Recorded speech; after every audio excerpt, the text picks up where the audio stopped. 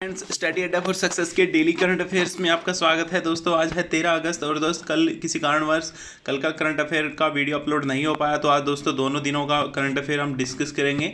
जो भी most important question बन रहे होंगे आने वाले एग्जाम के लिए, उनसे जुड़े हुए इंपॉर्टेंट फैक्ट और जो भी जीएस स्टैटिक्स के क्वेश्चन बन रहे होंगे उनके सभी डिस्कस किए जाएंगे। वीडियो को अंत तक देखिएगा। अगर आप चैनल पर नए हैं तो चैनल को सब्सक्राइब कर लीजिए। दोस्तों ज़्यादा से ज़्यादा शेयर कीजिए। जो भी सीरियस कैंडिडेट तैयारी कर रहे हैं उनके लिए चैनल काफ़ी यूजफुल है। जो भी इंपॉर्टेंट क्वेश्चन बनते हैं करंट अफेयर से सभी यहाँ पर कवर किया लिए जाते हैं, आप देखना।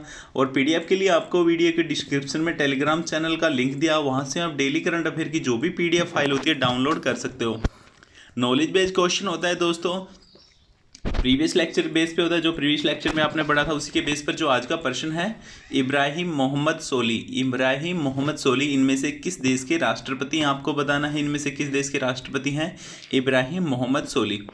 ऑप्शन ए है मालदीव, ऑप्शन बी है मॉरिशस, ऑप्शन सी है आइवरी कोस्ट, ऑप्शन डी है बांग्लादेश। इनमें से आपको बताना है कि जो इब्राहिम मोहम्मद सोली हैं किस देश के राष्ट्रपति हैं।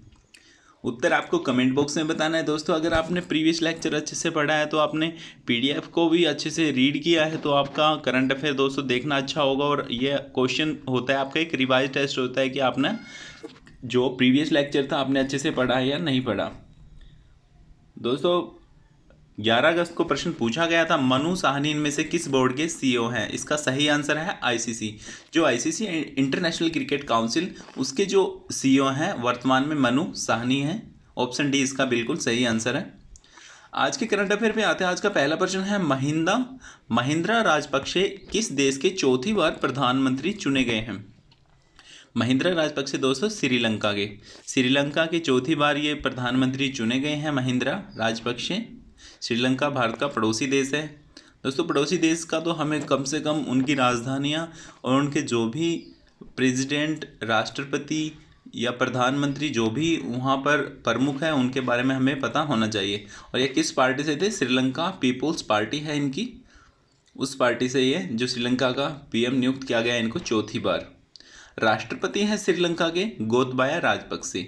श्रीलंका की राजधानी है श्री जयवर्धनपुरे कोटे। मुद्रा है श्रीलंकाई रुपया। आज का अगला प्रश्न है, अंतर्राष्ट्रीय यात्रियों के लिए AIR सुविधा नामक नया वेब पोर्टल किसने विकसित किया है?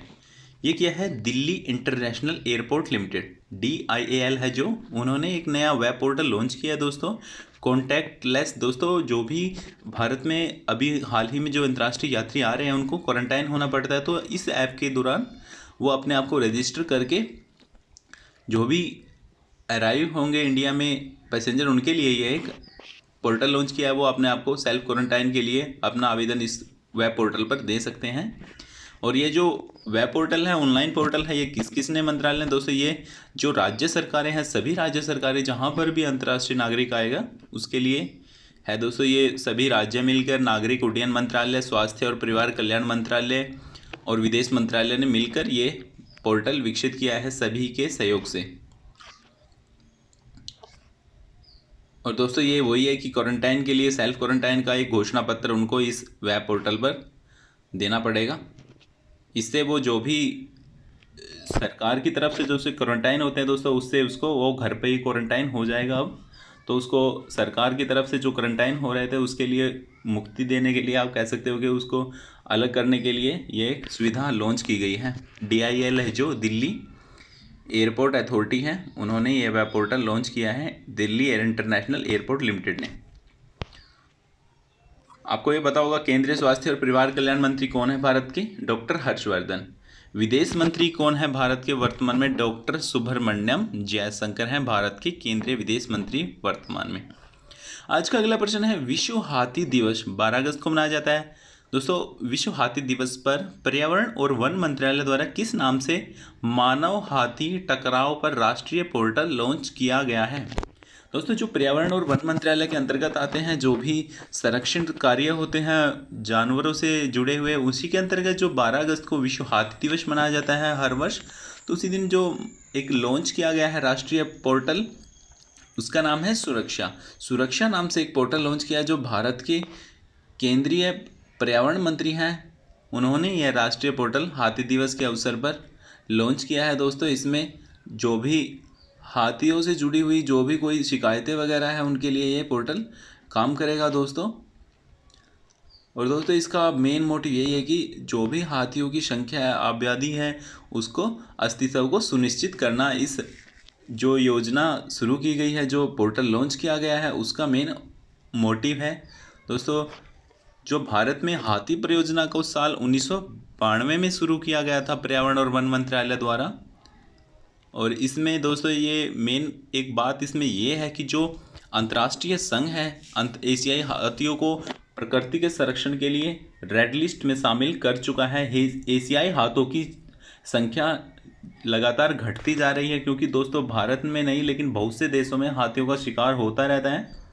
उसी के लिए जो अंतर्राष्ट्रीय संघ है प्रकृति संरक्षण का, उन्होंने रेड लिस्ट में शामिल किया है लुप्तप्राय के रूप में एशियाई हाथियों को। और जो वर्तमान में एशिया में हाथी है 50,000 से 60,000 उनकी स्ट्रेंथ है दोस्तों। और इनमें से मैक्सिमम जो 60% है वो भारत में है। जो IUCN है, international unity for conservation of natural, उसका मुख्यालय है ग्रंथी स्विट्जरलैंड में। CEO है ग्रेटेल एग्वेलर। और जो संस्थापक है जो IUCN का जूलियन हक्सले हैं। स्थापना हुई थी 5 अक्टूबर 1948 को। दोस्तों IUCN है जो भी प्रकृति से जुड़े हुए संरक्षित चीज़ें हैं उनके लिए ये काम करता है अंतर्राष्ट्रीय स्तर पर। उसी के द्वारा विश्व हाथी दिवस हर वर्ष 12 अगस्त को मनाया जाता है कि जिससे हाथियों को संरक्षित किया जा सके, उनके अस्तित्व को बचाया जा सके। आज के अगले प्रश्न पे आते हैं। हाल ही में खिलाड़ी मनीतोम्बी सिंह का निधन हुआ, वे किस खेल से जुड़े हुए थे? दोस्तों मनीतोम्बी सिंह है जो भारत के फुटबॉलर थे दोस्तों, इन्होंने हाल ही में इनका निधन हो गया है। ये मोहन बागान क्लब है, आपने सुना होगा, उसमें भी कप्तान के रूप में रह चुके हैं। इनका हाल ही में निधन हो गया है, ये देख सकते हो। अब आज का अगला प्रश्न है। हाल ही में किस भारतीय अंपायर को ICC अंपायरों के एलिट पैनल में शामिल किया गया है? नाम है KN अनंथा पद्मनाभन। नाम दोस्तों थोड़ा सा बड़ा है, साउथ में नाम होते हैं ऐसे KN अनंथा पद्मनाभन। दोस्तों इनको एक जो भारतीय एलिट ICC का एलिट क्लब है, एलिट क्लब में एलिट पैनल में वो अंपायर होते हैं दोस्तों जो अंतर्राष्ट्रीय स्तर पर अंपायरिंग करते हैं। उन्हीं के में एक भारतीय हैं अंपायर KN अनंथा पद्मनाभन, इनको भी शामिल कर लिया गया है एलिट पैनल में।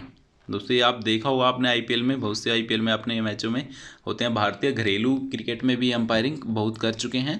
पूर्व केरल स्पिनर थे, केरला से खेलते थे, स्पिन भी इन्होंने, स्पिनर गेंदबाज थे दोस्तों। इन्होंने जो घरेलू क्रिकेट खेला हुआ है तो इन्होंने अंपायरिंग में शुरुआत की, तो ये अब एलिट पैनल में शामिल हो गए हैं ICC के। दोस्तों ये नाम दिए गए हैं जो भी भारत के ICC के एलिट पैनल में अंपायर हैं। C शमसुद्दीन, अनिल चौधरी, वीरेंद्र शर्मा, नितिन मेनन, आपको पता हुआ कुछ ही समय पहले शामिल हुए थे। इनके साथ अब ये भी शामिल हो गए हैं ICC के एलिट पैनल में। ये भी अब अंतर्राष्ट्रीय मैचों में अंपायरिंग वगैरह करेंगे। ICC के CEO हैं मनु साहनी, मुख्यालय है दुबई, संयुक्त अरब अमीरात। जो संयुक्त UAE है दुबई में, वहाँ पर ICC का हेडक्वार्टर है। ICC के अध्यक्ष हैं इमरान ख्वाजा। आज का अगला प्रश्न है। National infrastructure pipeline online dashboard किसने लॉन्च किया? दोस्तों आत्मनिर्भर भारत के तहत ये लॉन्च किया है। वित्त मंत्री हैं जो भारत की निर्मला सीतारमण जी, इन्होंने एक ये डैशबोर्ड लॉन्च किया ऑनलाइन, नेशनल इंफ्रास्ट्रक्चर पाइपलाइन। इसमें दोस्तों इंफ्रास्ट्रक्चर से जुड़ी हुई जो भी कोई काम करने का इच्छुक है भारत में, तो दोस्तों ये एक ऑनलाइन पोर्टल लॉन्च किया, डैशबोर्ड लॉन्च किया कि इसमें जो भी भारत में निर्मित चीज़ें हैं उनके लिए अंतर्राष्ट्रीय स्तर पर कोई भी इसमें आप अपना आवेदन कर सकते हो कि जो भी इंफ्रास्ट्रक्चर से जुड़े हुए उनके लिए जो भी उपयोगी चीज़ें हैं वो इस डैशबोर्ड पे जाके देख सकते हैं। आज का अगला प्रश्न है। अलेक्जेंडर लुकाशेंको ने किस देश का 6वीं बार राष्ट्रपति चुनाव जीत लिया? दोस्तों अलेक्जेंडर लुकाशेंको ये किस देश के 6वीं बार राष्ट्रपति बनेंगे? दोस्तों इन्होंने राष्ट्रपति चुनाव जीत लिया। इनका नाम है देश का बेलारूस के ये अलेक्जेंडर लुकाशेंको राष्ट्रपति बनेंगे। इन्होंने 6वीं बार ये राष्ट्रपति चुनाव जीत चुके हैं। बेलारूस की राजधानी है मिन्स्क, मुद्रा है बेलारूसी रूबल। दोस्तों आपको पता होगा रूस की मुद्रा क्या है, रूसी रूबल है, तो बेलारूस की क्या है, बेलारूसी रूबल। आज का अगला प्रश्न है, यूएस की आईटी फर्म कंपनी है बोस्टन ग्रुप। बोस्टन ग्रुप दोस्तों किस देश की है? यूएस की। तो उन्होंने किस राज्य के साथ एक आईटी कंपनी स्थापित करने के लिए हाल ही में समझौता किया है? दोस्तों बोस्टन, आपने बहुत सा नाम सुना होगा बोस्टन कंपनी का। तो उन्होंने एक आईटी कंपनी स्थापित करने के लिए भारत में आंध्र प्रदेश राज्य के साथ एक समझौता किया है। आंध्र प्रदेश, आप देख सकते हो, आंध्र प्रदेश के मुख्यमंत्री हैं। तो आंध्र प्रदेश में जो विशाखापट्टनम जगह है वहाँ पर एक आईटी कंपनी स्थापित करेगा बोस्टन समूह। बोस्टन दोस्तों, बोस्टन एक जगह भी है अमेरिका में, बोस्टन समूह है, उसी का यूएस में है दोस्तों। इन्होंने आज हाल ही में जो विशाखापट्टनम में एक आईटी कंपनी लगाने के लिए आंध्र प्रदेश सरकार के साथ एक समझौते पर हस्ताक्षर किए। बोस्टन समूह के जो वर्तमान अध्यक्ष हैं सुबु कोटा हैं। आंध्र प्रदेश की बात करते हैं, जो कि दोस्तों आंध्र प्रदेश में विशाखापट्टनम है जो आंध्र प्रदेश में है। तो आंध्र प्रदेश के मुख्यमंत्री हैं वाईएस जगन मोहन रेड्डी। राज्यपाल हैं बिश्वा भूषण हरिचंदन। आज के अगले प्रश्न पे आते हैं, कौन सा देश कोविड-19 वैक्सीन रजिस्टर करने वाला विश्व का पहला देश बना है? दोस्तों ये बहुत मोस्ट इंपॉर्टेंट क्वेश्चन, आप देखना कि ये बहुत से एग्जाम में भी पूछा जाएगा दोस्तों, क्योंकि आज के टाइम में आपको पता होगा वर्ल्ड लेवल पर कितना स्प्रेडिंग हो चुकी है कोविड-19 वायरस का। तो उसके लिए वैक्सीन का इंतजार पूरे विश्व को था। उसी में जो पहला राष्ट्र बना है रूस। रूस ने आधिकारिक तौर पर दोस्तों कोविड-19 वैक्सीन बनाने का दावा कर दिया है, पंजीकृत भी कर दी है। वैक्सीन का नाम क्या है? Sputnik V. स्पुतनिक वी है जो वैक्सीन का नाम है, रूस में तैयार हुई है जो। और दोस्तों रूस के राष्ट्रपति कौन है? व्लादिमीर पुतिन है। राजधानी है मॉस्को। और जो रूस के राष्ट्रपति हैं व्लादिमीर पुतिन, इन्होंने अपनी बेटी पर ही इस जो वैक्सीन है इसका पहला परीक्षण किया है। आज का अगला प्रश्न है, Walter Roger Martos Ruiz. Walter Roger Martos Ruiz नाम अब बड़ा है दोस्तों, किस देश के नए प्रधानमंत्री बने हैं? ये बने हैं पेरू के। जो पेरू है देश, उसके नए प्रधानमंत्री बने हैं Walter Roger Martos Ruiz. Peru की राजधानी है लीमा, मुद्रा है पेरू सोल। राजधानी क्या है? लीमा। आज का अगला प्रश्न है, 17th एनिवर्सरी ग्रैंड प्रिक्स किसने जीत लिया? दोस्तों ये कार रेसिंग है, एनिवर्सरी ग्रैंड प्रिक्स 17th हुई है हाल ही में। ये किसने जीत ली है? जीती है रेड बुल के जो रेसर है मैक्स वेरस्टेपेन। मैक्स वेरस्टेपेन है जो रेड बुल के रेसर है, इन्होंने ये जीत ली है दोस्तों। और जो लुइस हैमिल्टन, आपको पता होगा लगातार मर्सिडीज़ के रेसर है जो लुइस हैमिल्टन, लगातार ये जीते रहते हैं कार रेसिंग में। तो अब हाल ही में इनको दूसरा स्थान मिला है। जो ये एनिवर्सरी ग्रैंड प्रिक्स हुई थी कार रेसिंग की, इसमें इनको दूसरा स्थान मिला। पहला स्थान किसको? रेड बुल के रेसर है मैक्स वेरस्टेपेन। आज का अगला प्रश्न है, हाल ही में मशहूर व्यक्ति राहत इंदौरी का निधन हुआ, वे कौन थे? दोस्तों राहत इंदौरी आपने पता होगा न्यूज़ में काफ़ी थे। तो ये एक प्रख्यात उर्दू शायर थे, प्रसिद्ध थे दोस्तों। बहुत सी इनकी शायरी को बहुत से लोग इनके फैन थे दोस्तों। इनका हाल ही में कोरोना वायरस के कारण इनका निधन हो गया है। इनको कई बीमारियां और भी थी साथ में, तो अभी इनको हाल ही में कोरोना संक्रमण था दोस्तों, तो उससे इनका निधन हो गया है राहत इंदौरी का। ये उर्दू के शायर थे। आज का अगला प्रश्न है, इंटरनेशनल यूथ डे, अंतर्राष्ट्रीय युवा दिवस कब मनाया जाता है? दोस्तों विश्व स्तर में 12 अगस्त को अंतर्राष्ट्रीय युवा दिवस मनाया जाता है। 12 अगस्त को अंतर्राष्ट्रीय युवा दिवस। और युवाओं के जो योगदान है दोस्तों समाज की भलाई में, उसी के प्रयासों को मान्यता देने के लिए दिन मनाया जाता है हर वर्ष। की युवाओं के बिना समाज के कार्य, जो भी अच्छे कार्य हैं दोस्तों, उनके लिए जो युवाओं का सहयोग है वो सबसे ज़्यादा जरूरी है। तो उसी के लिए ये दिन मनाया जाता है लोगों में। अंतर्राष्ट्रीय युवा दिवस जो 2020 का विषय रखा गया, youth engagement for global action. Youth engagement for global action theme रखा गया है, जो अंतर्राष्ट्रीय युवा दिवस 2020 का मनाया गया है 12 अगस्त को। पहली बार कब मनाया गया था? 12 अगस्त 2000 को मनाया गया दोस्तों। आज का अगला प्रश्न है, किस भाषा के गीतकार पीके मुथुस्वामी का निधन हाल ही में हुआ है? दोस्तों पीके मुथुस्वामी थे जो ये थे तमिल भाषा के गीतकार थे पीके मुथुस्वामी, जिनका हाल ही में निधन हो गया है। ये आप देख सकते हो। आज का अगला प्रश्न है, किस देश की पूरी सरकार ने भीषण बंदरगाह विस्फोट के बाद इस्तीफा दे दिया है? दोस्तों ये है लेबनान।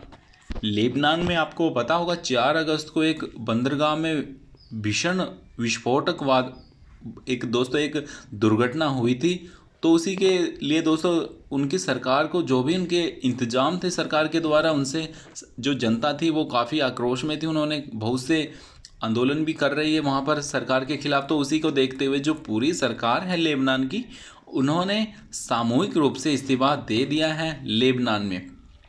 और ये जो भीषण बंदरगाह हादसा हुआ था दोस्तों, ये लेबनान की जो राजधानी है बेरूत, वहाँ पर हुआ था 4 अगस्त को।